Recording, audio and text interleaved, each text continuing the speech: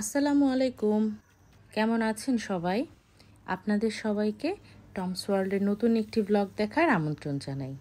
আজকের দিনে কোনো সকাল নেই। আজকে ঘুম থেকে উঠতে লেট হয়ে গিয়েছে, তাই সকালবেলা কোনো রকম চা বিস্কিট খেয়ে দুপুরে রান্না শুরু করে দিচ্ছি। আজকে ভাবছি একটু খিচুড়ি রান্না করব, সাথে তো বিফ থাকছেই। কিন্তু এদিকে বেলা অনেক হয়ে গিয়েছে, তাই একসাথে সব কিছু মাখিয়ে আমি রান্নার জন্য চুলায় দিয়ে দিচ্ছি।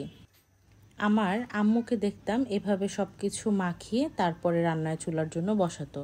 তো আম্মু প্রেসার কুকারে রান্না করতো, আমি প্রেসার কুকার ছাড়াই আজকে চুলায় রান্না করব।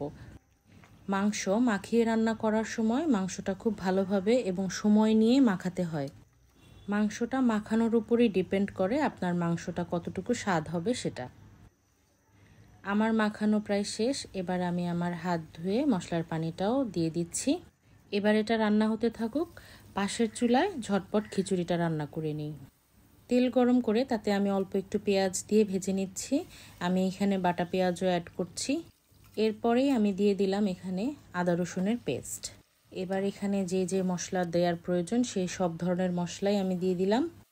এবার মশলাটাকে খুব ভালো মতো কষিয়ে নিতে হবে।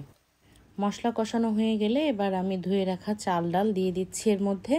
চাল এবং ডাল দেওয়ার পরে চাল আর ডালটাকে খুব ভালোভাবে কষিয়ে নিতে হবে। খিচুড়ির সিস্টেমটা হচ্ছে আপনি চাল আর ডালটাকে যত ভালোভাবে ভেজে নেবেন খিচুড়িটা তত বেশি টেস্টি হবে।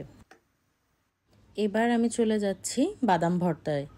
বাদাম ভর্তা বানানোর জন্য আমি এখানে কিছু বাদাম নিয়ে নিয়েছি। এটা ফ্রাই প্যানে লো হিটে আমি ভেজে নিচ্ছি। বাদামটাকে সময় নিয়ে ধীরে সুস্থে ভাজতে হবে। এই যে বাদামের কালারটা প্রায় চেঞ্জ হয়ে গিয়েছে। এবার বাদামটাকে ঠান্ডা করে খোসাটা ছাড়িয়ে নিতে হবে। সাথে আমি কয়েকটা শুকনো মরিচ ভেজে নিচ্ছি। আমাদের খিচুড়ি রান্না প্রায় শেষ। আমি এর মধ্যে একটু ঘি অ্যাড করছি। ঘি দিয়ে আমি এটাকে আবার ভালোভাবে একটু মিশিয়ে নেব।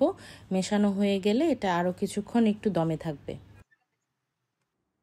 বাদামগুলোর খোসা ছাড়িয়ে এবার আমি এটা একটা ব্লেন্ডারে একটু ব্লেন্ড করে নেব। এতে করে ভর্তাটা বানাতে একটু সুবিধা হবে। এই যে দেখেন আমার ব্লেন্ড করা হয়ে গিয়েছে। এবার আমি যে মরিচটা ভেজে রেখেছিলাম সেটা লবণ দিয়ে একটু মাখিয়ে নিচ্ছি। সাথে অ্যাড করছি কাঁচা পেঁয়াজ। আমার মতে এখানে রসুনটা স্কিপ করাই ভালো, তাহলে বাদামের যে একটা মাইল্ড টেস্ট, এই টেস্টটা চেঞ্জ হয়ে যায়, রসুনের ফ্লেভারটাই বেশি আসে। আর বাদাম ব্লেন্ড করলে বাদাম নিজে থেকে অয়েল রিলিজ করে, এখানে আলাদা করে তেল অ্যাড করার প্রয়োজন নেই। ব্যাস তৈরি হয়ে গিয়েছে আমার বাদাম ভর্তা। সারাদিনই তো খুব বৃষ্টি হলো, সন্ধ্যার দিকেও বৃষ্টি হচ্ছিল, তারপরও আমরা একটু বাইরে গিয়েছিলাম। আমরা গিয়েছিলাম সনি স্কোয়ারে মুভি দেখতে। ম্যাডম্যাক্স মুভিটা আমার খুব পছন্দ হওয়ার কারণে নিহুর বাবা বলল যে চলো আমরা ফিউরিয়াসা মুভিটাও দেখি। থিয়েটারে গিয়ে দেখলাম যে থিয়েটারে হাতে গোনা কয়েকজন মানুষ ছাড়া কোনো মানুষই নেই। দেখাই যাচ্ছে আশেপাশে কোনো মানুষ নেই। থিয়েটারে পৌঁছাতেই ভিজে পুরো কাক হয়ে গিয়েছিলাম। এই ভেজা অবস্থাতে বসেই মুভিটা দেখতে হয়েছে। মুভি শেষ করে যখন আমরা চলে যাচ্ছিলাম তখন বাজে রাত প্রায় 10টা। তখনও খুব বৃষ্টি হচ্ছিল। তো আজকে এখানেই আমার ব্লগটা শেষ করছি। আপনারা সবাই আমার জন্য দোয়া করবেন। এছাড়া আমার ভিডিও যারা রেগুলার দেখেন অথবা আমার পেজে যারা নতুন, আপনাদের যদি এই ভিডিওটা ভালো লেগে থাকে শেয়ার করার অনুরোধ থাকবে। আপনাদের সাথে আমার আবার দেখা হবে আমার নেক্সট কোনো ব্লগে। সেই পর্যন্ত সবাই ভালো থাকবেন, সুস্থ থাকবেন।